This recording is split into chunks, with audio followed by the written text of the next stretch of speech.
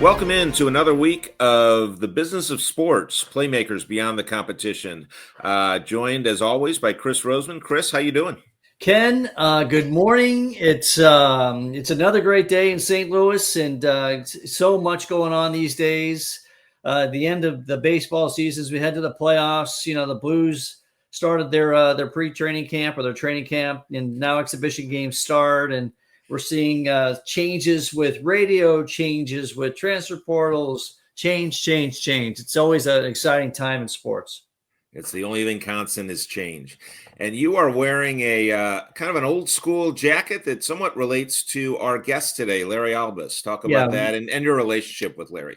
Yeah, it's we all have to get a start somewhere, and I had a couple people that helped me get started in the business of sports, and Larry was one of them. And I came out of the restaurant business, and I knew the restaurant business wasn't going to be mine for the long term. So I spent every second that I had trying to get experience in the sports business. And Larry was the one, along with Del Wilbur and Associates, that kind of gave me my first paying intro into the business of sports. And this jacket was given to us by Del Wilbur and by the folks at ESPN. Obviously, we hosted the Atlantic 10 Great Midwest Conference game doubleheader down at Kiel Center, and we'll talk about that a little bit later. But I still kept it. I don't wear it often. I think my daughter might have been wearing this jacket, but I thought I'd break it out for this very special occasion, having Larry Albus on. Absolutely. I know our listeners are going to really enjoy him. He has been through everything in sports, and here is a fascinating discussion with Larry Albus. It is a real pleasure to welcome Larry Albus to the show. Larry is to say he's a legend is an understatement, not just in St. Louis sports business, but nationally. Larry, welcome to the show. Appreciate you coming on. Yeah, looking forward to it.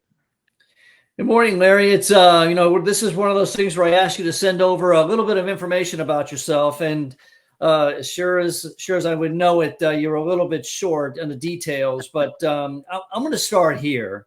As folks that are trying to get into the business of sports, there's all kinds of different avenues to get in. But what was your major at St. Louis University? This will throw mathematics. Yeah. So mathematics, and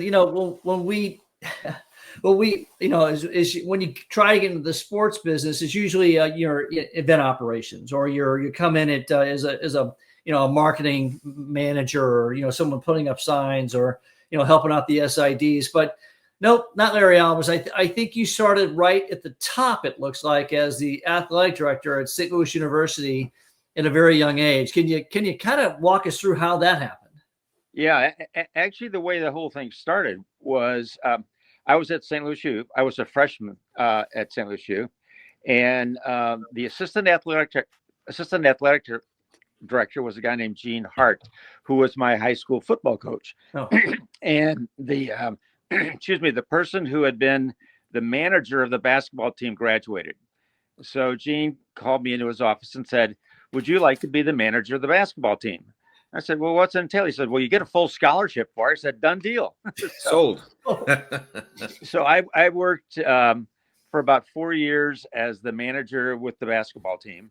And then from that, they had an opening in the ticket office publicity area. So I did that. And I just kept doing things around the around the office. And John Bennington, who was the basketball coach at that time, left for Michigan State. And he was the basketball coach and athletic director. So they then decided, well, we got to find an athletic director. And I said, why not me? And then that's how it all started. That's pretty amazing. And the run that you had, I don't know, you were in your 20s when you were athletic director? Yeah, I was 25. Wow. How about that? That's 25 as the athletic director of St. Louis University. And, typically you wouldn't expect, you didn't have a lot of experience at the time. You kind of, were there for just a couple of years, all the way through your undergrad. And then you worked in the office, so to speak. But it wasn't just a run of the mill run. I mean, you kind of had you made some incredible things happen during that tenure at St. Louis University. I'm looking at some of the things that happened. It's in some respects, some of SLU's greatest days.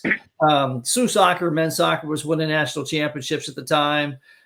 You created SLU hockey, which I remember going to those SLU hockey games out the St. Louis Arena, and seeing those kind of come together. Hosted a Final Four in 1973. You hosted what was not even known as a Frozen Four back in 1975. I guess it was just the college hockey men's national championship. Right. But you did a lot of incredible things during that tenure. So what was that structure? What was that staff like in the office?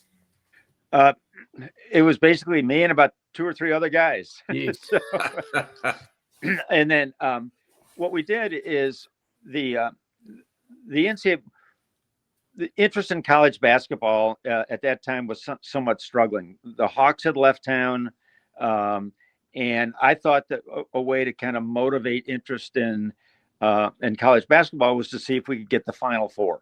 Jeez. So I put together a group that went to the men's basketball committee meeting and made a pitch that St. Louis could be the host of the Final Four.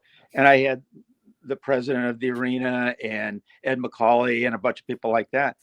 And out of that came the awarding of the 1973 NCAA Final Four. We had it, and ironically, at that time, there was a question of could you sell the tickets? And I said no problem. So we and this is again another funny story as it relates to that. Rawlings Sporting Goods was in St. Louis, and Frank Torrey was the president of Rawlings, and we used Rawlings equipment like everybody did. And I said, "Hey, do you want to get some tickets to the Final Four?"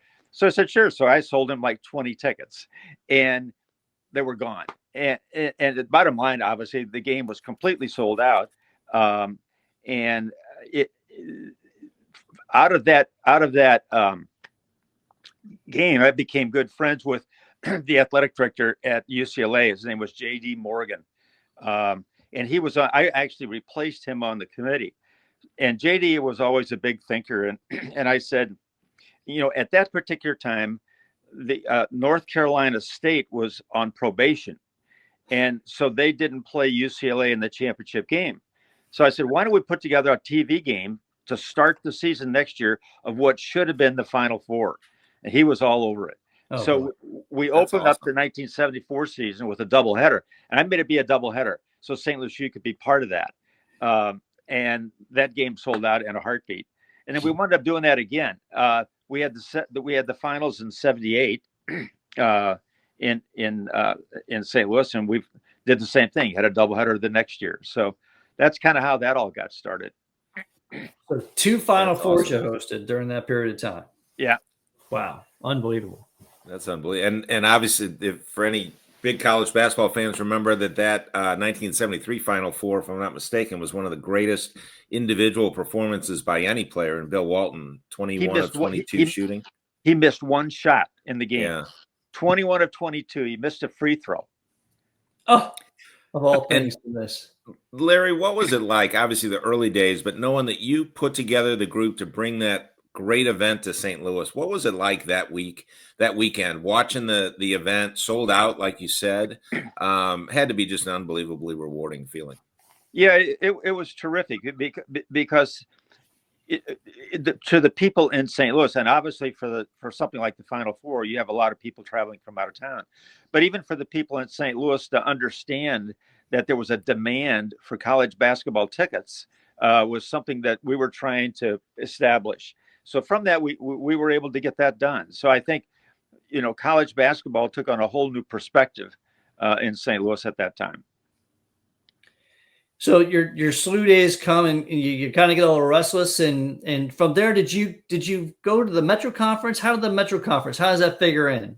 Yeah, we were St. Louis U was a member of the Missouri Valley Conference. Okay, and the Missouri Valley Conference was going through a major change of, call it philosophy, in that they wanted to be a football conference. the original Missouri Valley Conference was just that. The schools were in the Missouri Valley. It was Bradley and Tulsa and Memphis and Drake and all the schools to accomplish the football mission, if you will. They were adding North Texas State. They had West Texas State. They added New Mexico State. And my point to our administration was, this is going the wrong way for us. It's not working. So we actually dropped out of the Missouri Valley Conference in, I think it was 75. So we actually played as an independent. So I went to our administration and said, we ought to start our own conference with people who want to focus on basketball. So we started what was the Metro Conference at that time. And we had Louisville, Cincinnati, Memphis State, St. Louis U, Georgia Tech, and Tulane. Jeez. Those are the original. And it was a great conference. Yeah. And the focus was on basketball. And then just like everything else, we began to expand a bit. We added Virginia Tech and we had Florida State. So we had, it was a terrific conference. And as a matter of fact, I forget what year it was, Louisville won the NCAA championship. Holy cow! As one of the members. So, that was a major move for St. Louis U. And then we obviously, since I lived in St. Louis, the conference office was here.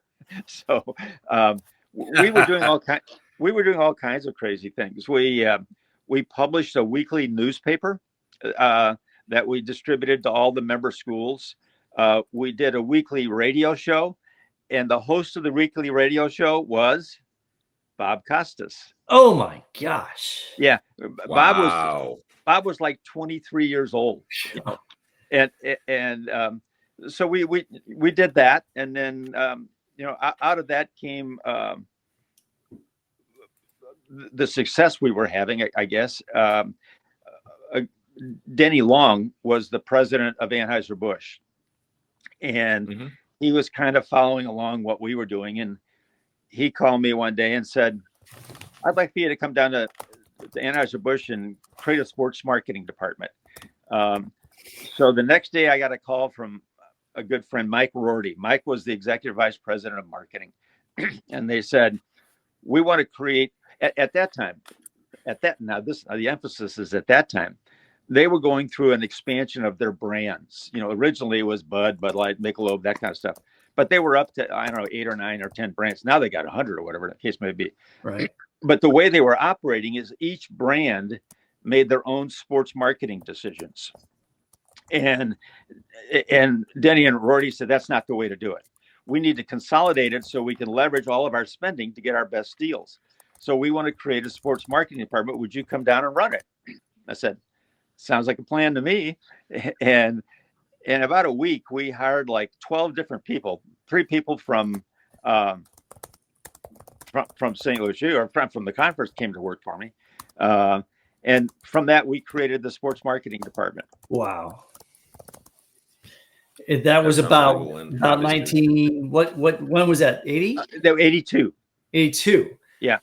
So I was at AB I was at St. Louis U to 76 to 82 was with the conference. Got it. 82 to 88 was with AB.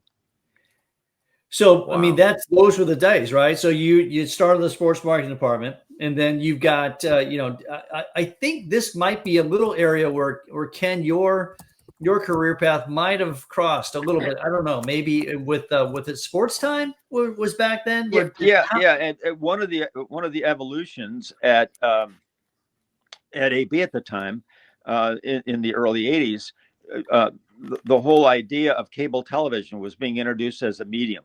And Mike Rorty, Anheuser-Busch was one of the founding sponsors of ESPN. As crazy as it might sound, is that in the beginning, Anheuser-Busch was the exclusive beer sponsor of ESPN. Oh, they invested the monumental sum of $5 million to be the exclusive beer sponsor. So that's how the evolution of cable television. One of the thoughts that Rorty had was that we ought to create our own cable television network.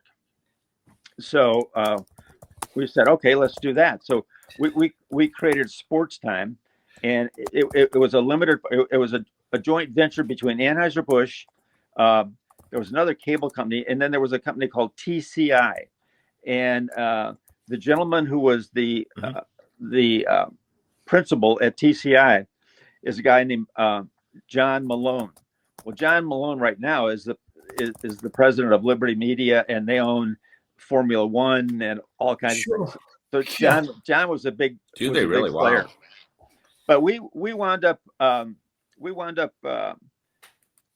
taking I would say being a success in something that was totally different, but it was something that was just different to the culture of AB, to not be totally in control, not to do various things. So they decided to get out. I mean, the first year we had the rights to the Cincinnati Reds, to the White Sox, to the Cardinals and the Royals. So we had all those games being televised in St. Louis, and actually through my college involvement, there was a guy named Eddie Einhorn. Eddie was the guy who did all the college basketball television, and he and Jerry Reinsdorf took over the White Sox. So since I knew Eddie, we were able to get the White Sox rights for St. Louis for a while. So that was like the original RSN, Regional Sports Network, was right there at Sports Time. Is how that started. And you had the Big Eight, I think, too, right? With Mizzou. Ken, is that where you kind of did you have something to do there, Ken? Yeah, no, I was going to tell you, Larry, kind of a funny story about Sports Time. I was lucky enough that to get to know Jay Randolph Sr. Through my young career, trying to be a sportscaster, and he set me up for all I know, he may have called you to do it, but he set me up with an internship at Sports Time the summer between my sophomore and junior year.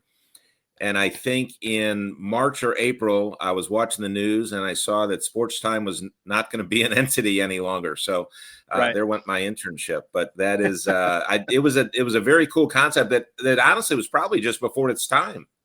Yeah, it was, and it's just the culture of an organization like AB at that time.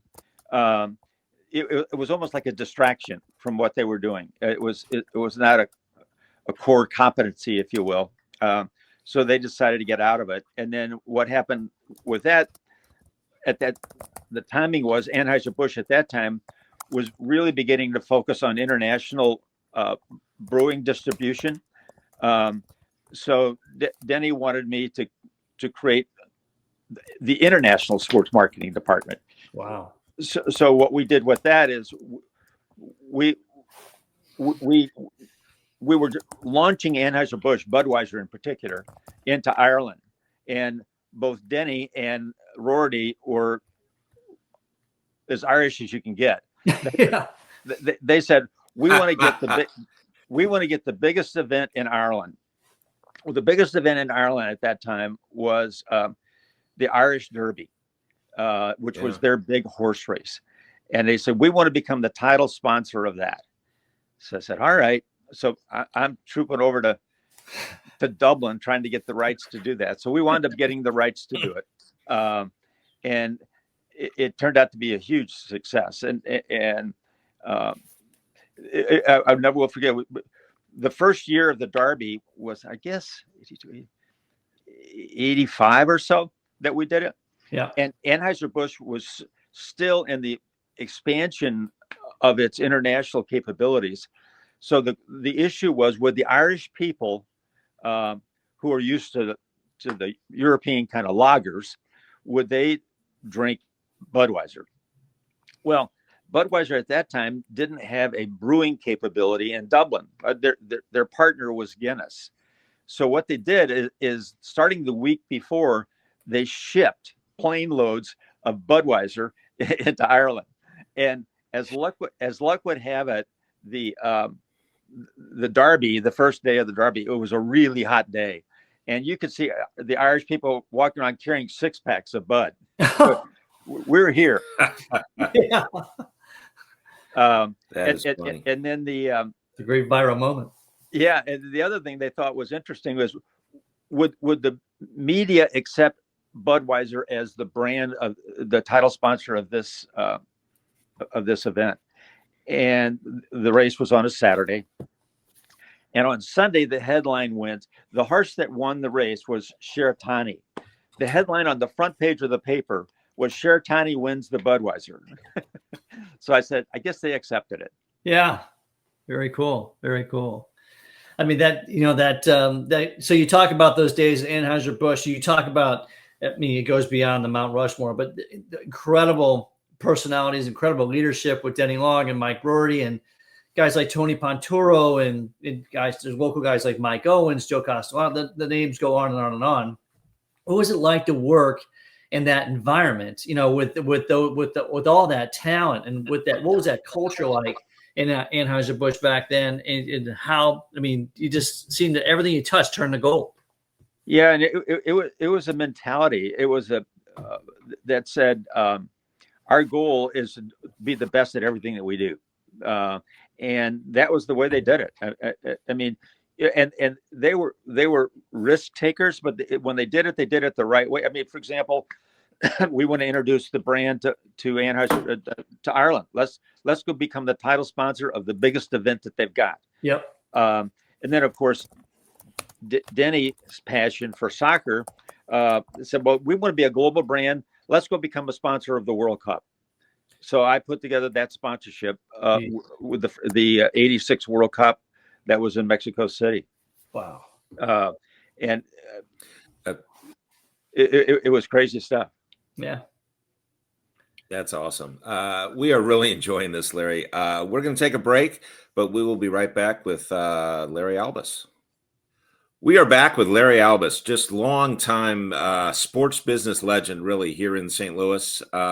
Larry, we left off. We were talking about your time at the brewery, and then the next step was a big one from there.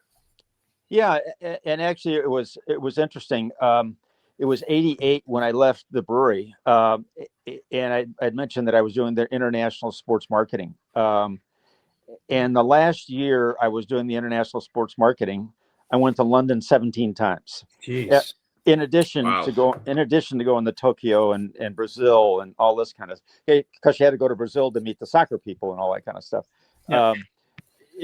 And our kids were growing up, and I said, this is not going to work. You know, so I decided I wasn't going to do that. Well, again, small world. A guy that I actually coached in high school, a guy was named Del Wilbur. His father was a baseball player for the Cardinals.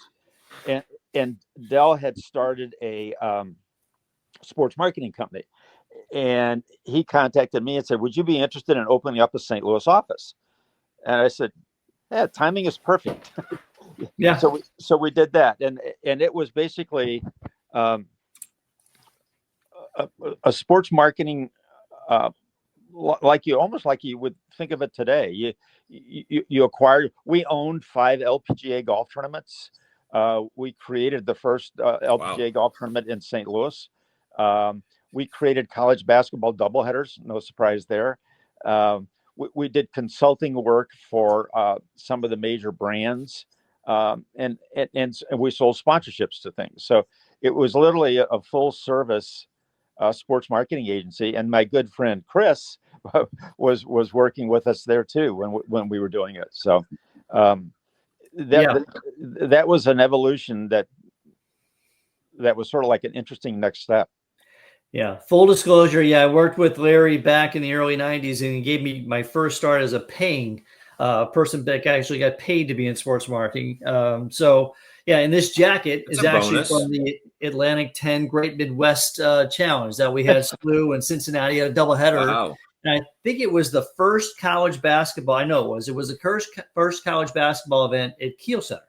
And sold it out and worked with St. Louis University and Doug Willard in that group to make it go. And it was a huge event. It had UMass in it. It was just a great event. So that's where I got on my start with Larry, and we did some incredible things. And still to this day, you talk to people in St. Louis about the LPG event at Forest Hills that we did with the membership out there, and just the incredible success that had there. And one of the things that Del Wilbur had was an incredible culture. It was a small outfit. It was maybe 10, 11, 12 people in the office, but it had a high impact on what they did. So, Larry, kind of, when you had the chance to kind of, put your own team together, and you were working with St. Louis University, you put your team together there. Anheuser-Busch is a huge organization, but that St. Louis office, what was your approach to kind of finding the people, the right components, and kind of making that happen? And what would you look for? Well, I think you start off looking for people who really are interested in doing, committed to being a success. It's not like I'm just going to come to work every day. You're going to come to work with the idea that you want to accomplish a goal or a particular objective. So we were really focused on doing a good job. And whatever, I mean, the LPGA, when we did the LPGA golf tournament, an awful lot of people were skeptical as to whether or not a women's golf tournament would be a success in St. Louis. And we said, we're going to be a success. We were so successful with that the LPGA came to us and said, would you consider running another golf tournament? Well, the outgrowth of all that is we wound up getting 5 LPGA golf tournaments that we created and ran from out of our St. Louis office. We had people in those markets, but again, it was the approach of doing things the right way, and it just kept growing. Yeah, and some of those people that came out of that office went on to be even bigger and better. I mean, some of those interns of ours just really went on to do great things. And so that was an incredible run. I remember doing college basketball with the 7-Up shootout, and all those, it just seemed so much came out of so little, as far as how many people were in that office. So hats off to you for making that happen. And after Del Wilbert Associates, it was I think it was onto the racing circuit. But did you work with Hogan? Yeah, but between that, it was IEG. It was okay. Yeah, so I went from DWA and created I worked with IEG for 10 years, and IEG is still in existence today. But at that particular time, it was the preeminent sports marketing agency in the country. We worked with all the major brands. Our clients. We had 2 types of clients. We had brands who wanted to be in sponsorship, and then we had properties who wanted to attract sponsors. So we had a large variety of major brand clients as well as properties. And the client that was sort of my I guess key client, one that I enjoyed the most was Exxon. We were the sports marketing agency for Exxon, and I was the lead account, the account executive, if you will, for Exxon for 10 years. And what was fun about them is Exxon's they're all engineers, so everything they did, they asked the question, what's the data that says we should be doing that? Well, me being with the math background and the numerical analysis, we had a heyday. We were looking up stuff. We didn't do anything that we didn't tell them was the right thing to do. And the thing that was interesting about the Exxon, one of the things that came out of Exxon, it took me about 3 years to convince them. Obviously, they're motor oil, so they look at sponsoring everything with regard to racing. And I was able to prove to them that you're missing a big audience of people who use your product who aren't involved in motorsports. So I was able to convince them that they should become a sponsor of the NBA. So they became a sponsor of the NBA, and they found that it was a huge success because all their distributors, everybody connected with not just the customer, but the pipeline folks loved the NBA. They went to the All-Star game and things of that nature. So proving to Exxon that was a good investment was really kind of a fun thing. The other major thing that happened when I was doing the Exxon stuff is they've always been involved with Formula One, and they were one of the primary sponsors of McLaren at that time, and McLaren was the number one team for ages, but they began to really kind of fall apart. So we decided, okay, we've got to find another team to sponsor. So I convinced them that Red Bull would be the right place for them to go because Red Bull was huge with social media and digital and all that kind of stuff. And Wow. that's where everything was going. So they wound up doing that. And then obviously the success with Red Bull is amazing. And the whole cost, the idea is you want to become associated with a brand that stands for something. And that's what Red Bull was to the younger audience. And so it worked out really well. That was the fun part about it. Good stuff. Good stuff. So, Larry, the business of sports marketing, obviously, you look at it today and the literally billions of dollars involved. And you've seen that growth as things kept going higher and higher. Any flashpoints you saw along the way in general? Obviously, Anheuser-Busch was a big part of that. And this book's written about ESPN is that ESPN wouldn't have gotten started without the brewery and that initial sponsorship. And that could be one, but what kind of flashpoints along the way did you see that really took sports marketing and the dollars involved to a new level? Well, it's interesting. One of the classes I taught after I left IEG, I sort of started my own consulting practice.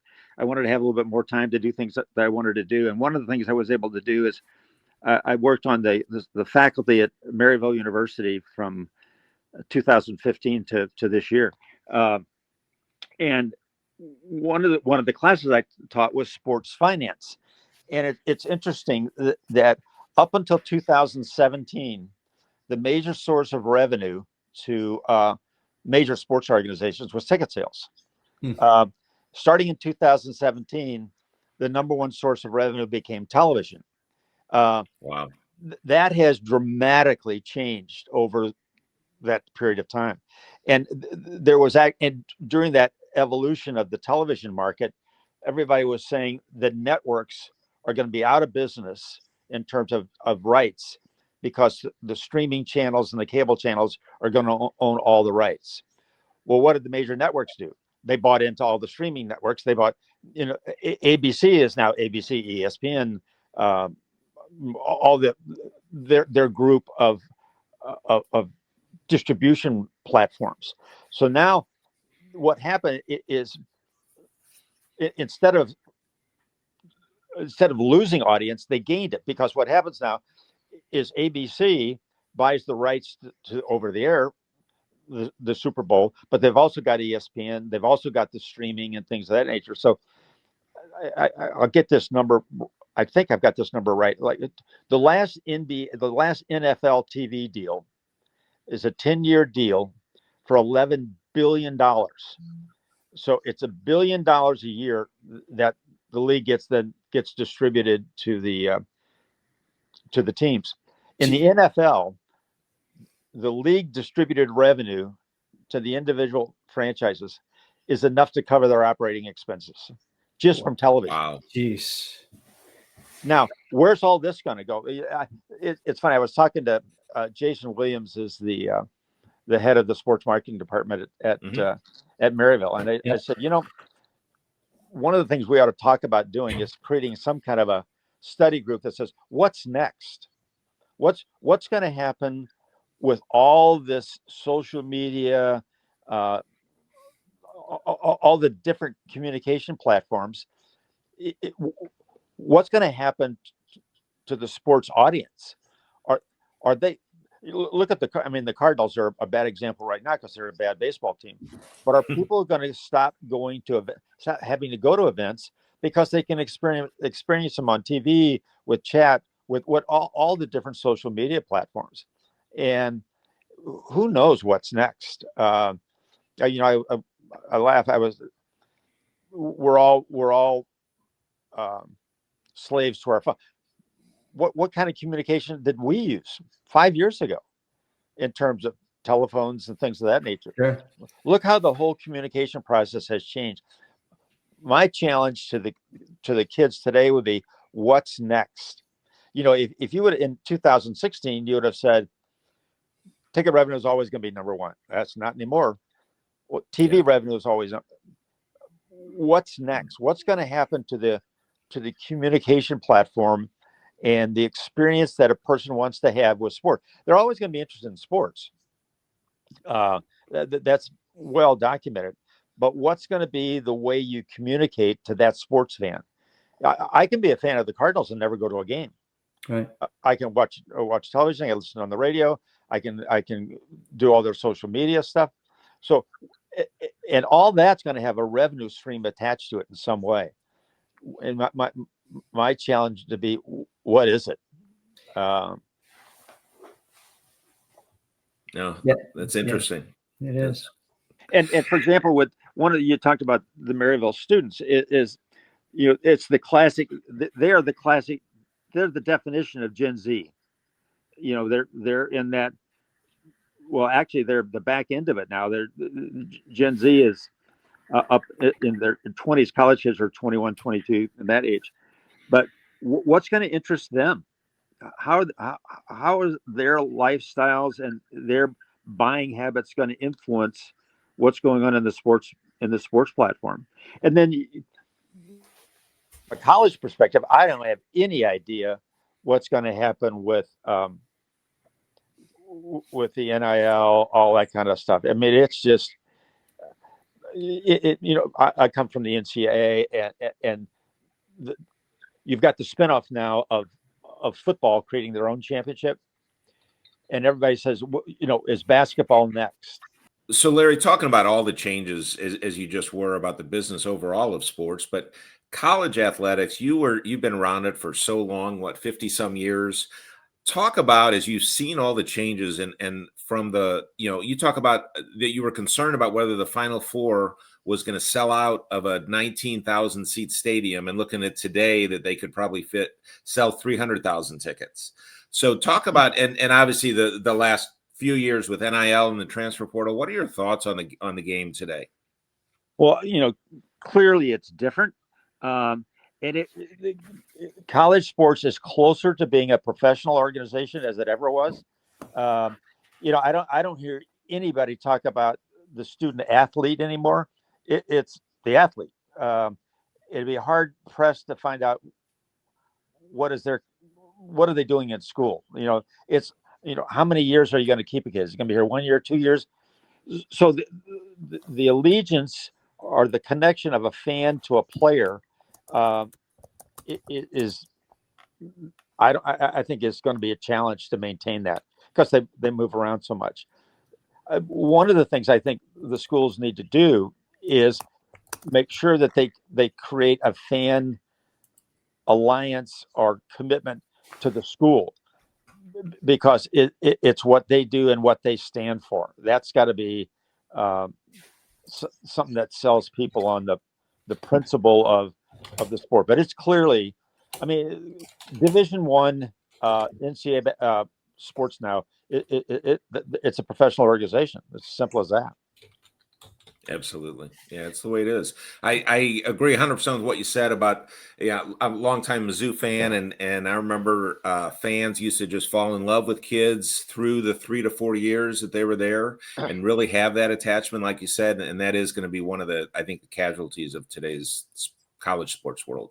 But you talk about these special events, and whenever we did these events, it always was off, what was happening beyond the game. I think that's a critical piece of this, the branding that college athletics has and the pageantry around it and the connection that, the fan has, the alumni have to their sport. I think that's critical. It's got to be beyond it. It kickoffs at 6 o'clock, what's going on from 2 o'clock till 6 and all that kind of fun stuff. So expanding that brand and getting beyond, yes, we don't have our 4-year or 5-year students anymore, or as many of them as we used to. Brady Cook's an anomaly, but it's creating that connection to the brand is going to be very important. Yeah, it's like what you're trying to do is create a customer, an environment where you have customers. Think of your alumni as customers. So what are you going to do to keep them involved emotionally? Yeah, it's a lot of connectivity, right? So it's all, it's the phone, it's the internet, it's face to face, dealing with the donors and the sponsors and things like that. It's a lot of touch points. So Yeah, college athletics is changing. They just had an announcement this week where they're going to change the transfer portal window, and I think that's not going to be the last change you're going to see. So, with that, Ken, do you want to take us out? And Larry, just thank you so much for spending Really time. enjoyed it, Larry. I felt like we just kind of scratched the surface, but your contributions to sport, nationally, internationally, in events and sponsorships and all the different touch points, just hats off to you and your career. Unbelievable. Well, thanks. And if you need me to talk again, happy to talk again. Okay. You got a lot more material. I know that. Thanks, Larry. Really enjoyed it. I'll talk to you later. Thank Bye you. now. Thanks, Larry. Boy, what a great discussion with Larry Albus. Chris, I know you've got a long history with him. Pretty fascinating, all he has seen through the years. Yeah, can you imagine that, being at St. Louis University in the old West Pine gym, hosting basketball? I think they played at the Kiel Auditorium back then, SLU basketball. You got that, just knowing how college athletics works, your staffs aren't huge. Larry's all of 25 years old, and he takes over the helm as the athletic director of a major college, major university here in town, and not just takes it over and kind of makes sure the doors are open and the locker rooms are ready to go and the coaches have got their things and the kids are studying, but really took that program, from the mid 60s to the mid 70s. That might have been the highlight. I mean, that's definitely a period of time when SLU sports was at its best, with all those championships that the soccer team was winning, and hosting, for him to take that committee. And as a sports commission guy, that was a big to do. When I couldn't imagine just showing up and just talking to the committee. I know there was more to it than that, but that's a huge production these days, is trying to convince the NCAA men's basketball committee to bring their gem to your city. And that there's a lot that goes into that. And for him to have the vision to bring, the best college basketball event to St. Louis twice in the 70s is really spectacular. In 5 years. Yeah, it's pretty interesting, pretty funny that their concern was selling it out, a 19,000 seat stadium, but certainly come a long way from then.